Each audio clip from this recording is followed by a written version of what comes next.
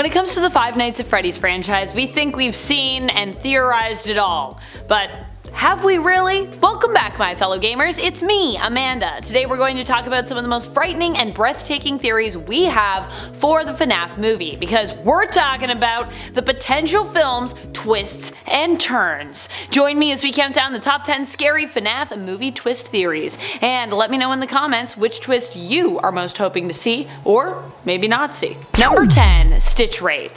This is a character who has appeared in the books exclusively. When Security Breach was slated for release, we all wondered if this would be the first game that the Stitchwraith would appear in, if they would be given some kind of greater meaning beyond just being in the books. But alas, they did not appear. So sad. No Stitchwraith for us. They weren't even hinted at in the game. But maybe this is the project where the Stitchwraith will finally earn some kind of greater place in the lore. Maybe the film won't just focus on the games, but actually also deviate a little bit into the books as well, and we can see the Stitchwraith introduced as an antagonist and perhaps even linked back to William and the Aftons in some way. And friends, before we move on to our next spot on this list, if you love what we do here at Top 10 Gaming, and if you love when we talk FNAF, be sure to let us know by clicking that subscribe button, and don't miss out on any other FNAF content we got coming your way. After all, this movie will come out at some point, and we're gonna have so much to talk about. You're gonna want to be here for that.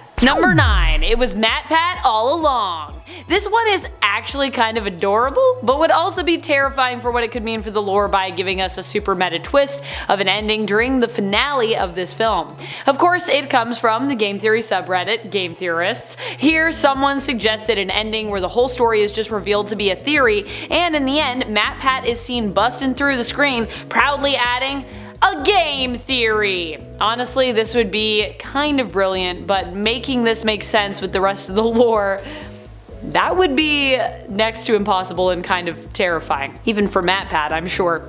And therein lies the fear factor. Still, I think one of my favorite things about this theory is that a fan, Redditor Quickstack, added in the comments a FNAF 6 speech ending that was actually inspired by this theory. It starts, "Connection terminated. I'm sorry to interrupt you, MATPAT, if you still even remember that name, but I'm afraid you've been misinformed. You are not here to lore, nor have you been called here by the individual you assume, although you have indeed been called. You have all been called here into a labyrinth of boxes and balloon boys, misdirection and misfortune, a labyrinth with no exit, a maze with no prize. You don't even realize that you are going insane. Your lust for lore has driven you in endless circles, chasing the final timeline theory in some unseen detail, always seeming so near, yet somehow out of reach. But you will never find them." So great. Seriously, do yourself a favor and read the comment in its entirety over on the subreddit post. That's not the whole speech, but it's a little taste. It's so good. I love that. Number 8. The Bite of 87. What if the Bite of 87 wasn't who we thought it was at all? What if it somehow wasn't even an animatronic? Is that possible? Or it was an animatronic who wasn't even supposed to be at the restaurant at that time. There's so little that we know when it comes to the Bite of 87 that I'm willing to bet anything is possible when it comes to how twisty this could get. One theory that I had in relation to this potentially appearing in the movie is that it could be the lead-in to connect us to a sequel. Now, maybe it was a nightmare animatronic or a funtime animatronic that was actually responsible, which will only be revealed in a post-credits cutscene, and it will be this that will basically hint at what the next movie could be about and which game we'll kind of be exploring next. I could also see them going to something more recent and ending the movie with some kind of mega pizzaplex tease, with maybe even some kind of, like, I don't know, janky early model of Monty being the one responsible here. Number 7. Help Wanted. While we expect Easter eggs to pretty much be everywhere in this film, including those pertaining to Help Wanted, I would even take this game's involvement in the film a step further. What if the twist is that this movie is actually the meta twist of Help Wanted? A movie that was helped to made turn a profit based on the sad, real incidents of the real Freddy Fazbear's. What if at the end we learn this film is actually a film of what really happened? You know, we get like a director cut and then we're like, oh my gosh, what's happening? And then it's basically just like kind of a dramatic reenactment that will be explored more via the real characters interacting with those that played them in the film in terms of the sequel. So like, we'll get the real story and then we'll have the dramatized story. Kind of like what we saw with American Horror Story's Roanoke season. I mean, that would be quite the twist. I definitely would not be expecting that. It might be a little too twisty, but could be a thing. Just because, you know, Help Wanted still is so mind-boggling that exists. Number 6. Michael's true origin. What if Michael himself is revealed to be an animatronic? That would be quite the twist, and is definitely something we've on and off theorized here on Top 10 Gaming. I mean, there are lots of questions left unanswered when it comes to Michael and his connection to William and his upbringing as a result of, you know, being William's son. I wonder if we'll find out that Michael wasn't actually the son of William, like in the traditional sense, but instead was a creation that William made for him and his partner to raise, and so it was kind of like his, I guess, animatronic son.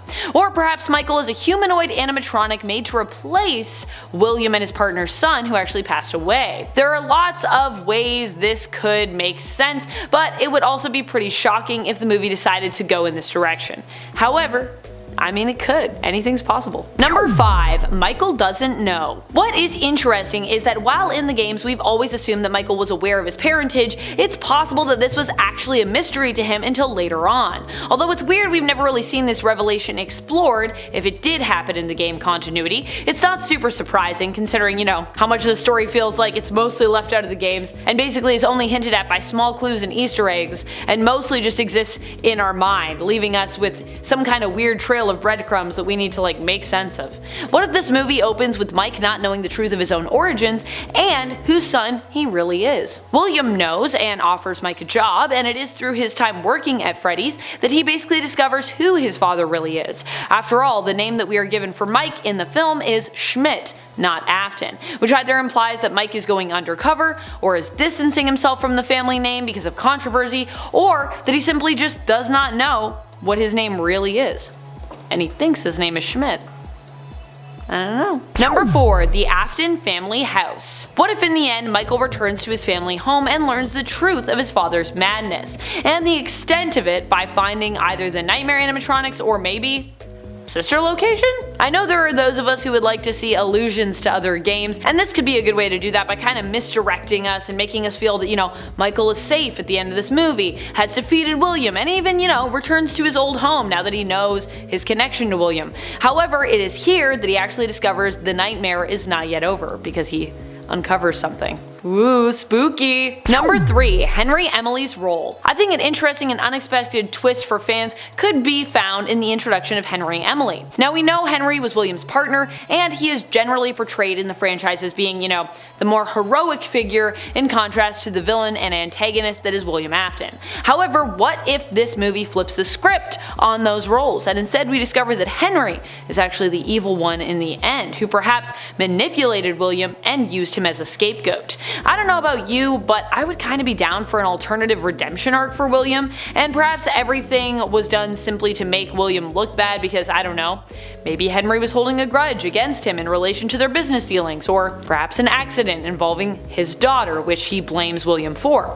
I don't know, I just think this could be a good way to make sense of, you know, some of this tangled web of lore we found ourselves in, where a lot of the stuff with William doesn't quite add up and make sense entirely. While things being cryptic in the games really does work because it allows us to kind of like fill in the gaps and solve a puzzle, in the film we're probably going to need more of a solid and clear path for the story and motivations of its characters, so this could help give us that. Number 2. Mike is the killer. What if everything we know gets turned on its head and it is Michael, not William, that ends up the killer? After all, this is a completely new continuity, so anything is possible. I would actually kind of welcome a twist like this as long as we were given some kind of, you know, plausible motivation for why or how it went this way. There's one little thing this film has to do for me, and that is simply to give me a motivation for why all the bloodshed happened in the first place. That's all I want. If it can do that, no matter what else I'm given, I will leave the theater happy. I promise.